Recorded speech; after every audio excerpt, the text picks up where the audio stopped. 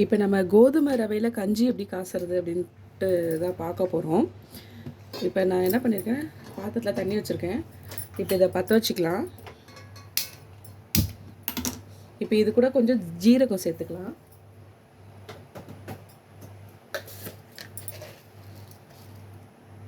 இந்த அளவுக்கு இருந்தால் போதும்.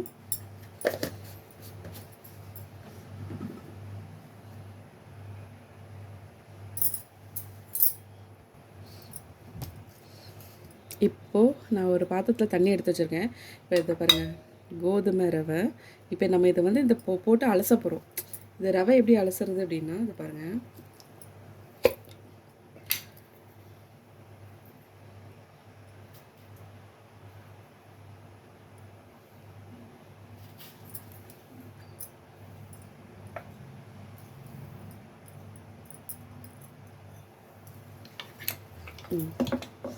நல்லா இப்படி கலைஞ்சிக்கோங்க.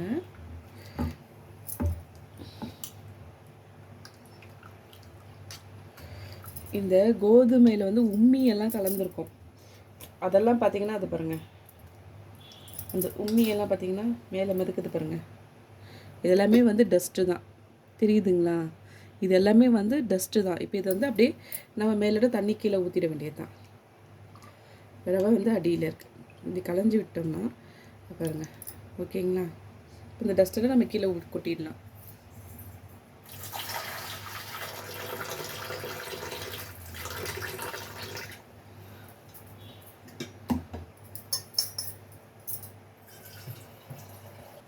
இப்போ மறுபடியும் இன்னும் கொஞ்சம் தண்ணி ஊற்றி நம்ம அலசிக்கலாம்.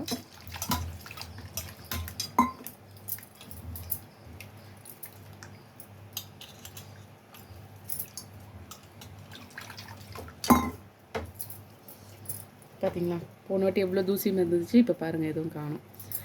இப்போ இந்த தண்ணி கீழே ஊற்றிட்டு அதுக்குள்ளே அங்கே பாருங்கள், பாத்திரத்தில் ஜீரகம் தண்ணி கொதிக்குது.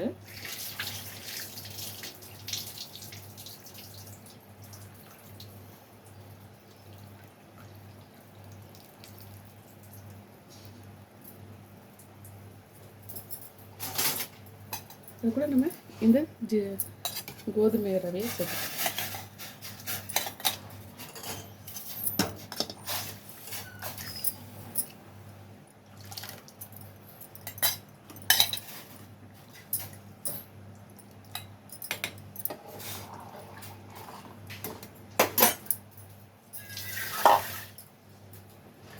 இப்போ தேவையான அளவு உப்பு சேர்த்துக்கலாம்.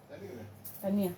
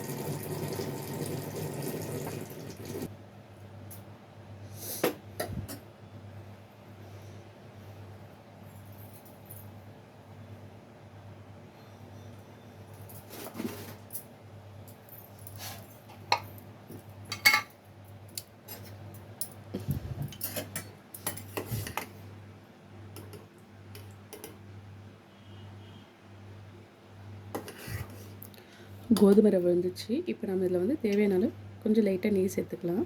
அவ்வளோதான்.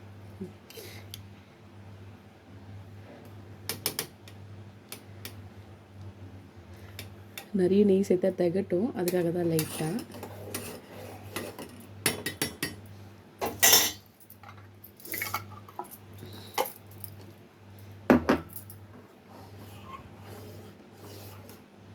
அவ்வளோதாங்க, கோதுமை கஞ்சி ரெடி.